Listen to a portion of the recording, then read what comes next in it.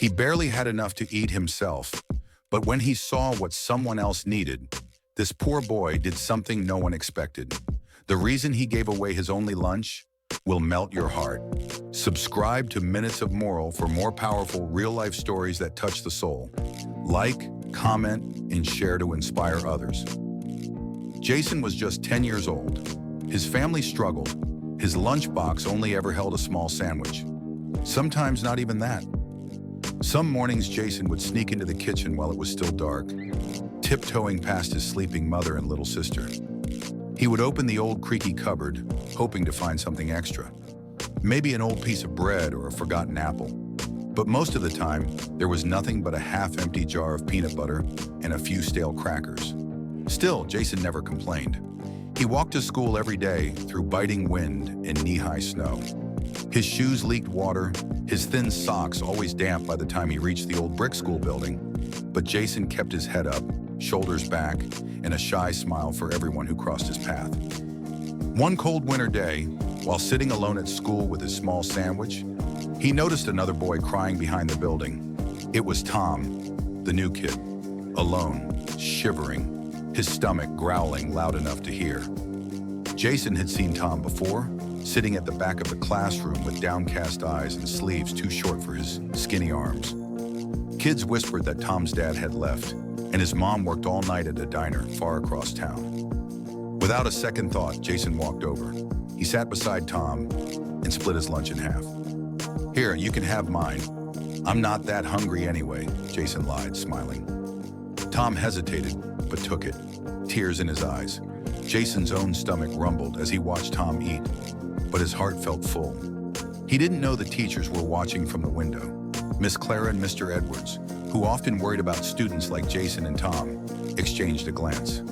They had seen countless kids hide their hunger behind forced smiles, but rarely did they see one child give up his only meal so naturally, without asking for anything in return. The next day, something amazing happened. At lunch, the principal called Jason to the office. Jason's hands shook as he carried his empty lunchbox. His mind raced. Did he break a rule? Was he in trouble for leaving his table? But when he pushed open the door, his mother stood there, eyes glistening with tears. She didn't bother to hide this time. Beside her, bags upon bags of groceries. Fresh milk, fruits, vegetables, boxes of cereal he'd only dreamed of tasting, and warm bread that filled the office with a comforting smell Jason hadn't felt in years.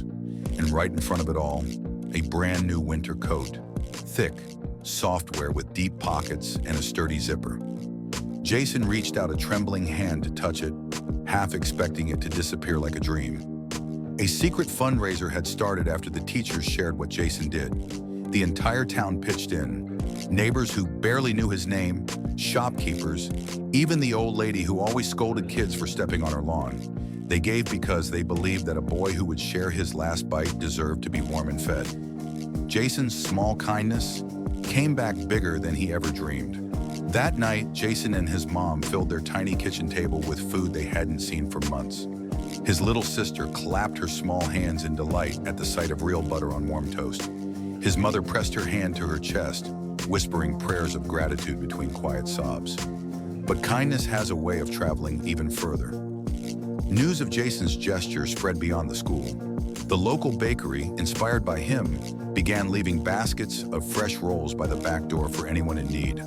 No questions asked. The diner where Tom's mother worked offered her a raise and better shifts so she could spend evenings with her son. A boy's single act of giving became a gentle wave of compassion that washed over the whole neighborhood. And something else changed too. Tom, once a quiet, withdrawn boy, now sat beside Jason every day. They shared lunch, jokes, and dreams about what they'd be when they grew up. Jason taught Tom how to patch torn mittens. Tom taught Jason how to whistle through his fingers, making both boys burst into giggles until the lunch ladies shushed them with hidden smiles. Spring came slowly that year, melting snowbanks and softening frozen ground. Flowers peeked through muddy earth. And in that small town, hearts thawed too. One crisp April morning, Jason and Tom were seen standing by the school garden, digging small holes with borrowed spades. They planted a row of tiny saplings donated by the community. A promise that kindness, like trees, grows roots and branches far beyond what eyes can see. When you give, even with nothing to spare, the universe finds a way to give back. Jason gave his lunch to ease someone's pain, and life eased his own family's struggle. A child's small sacrifice sparked warmth in a town that had forgotten how to look after its own. This story reminds us that we don't need riches to be generous. Sometimes all it takes is half a sandwich and a heart big enough to see someone else's tears. Would you share your last meal to help someone else? Tell us in the comments below. Like, share, and subscribe to Minutes of Moral, because small kindnesses create big miracles. And never doubt, what you give with love will always, somehow, find its way back to you.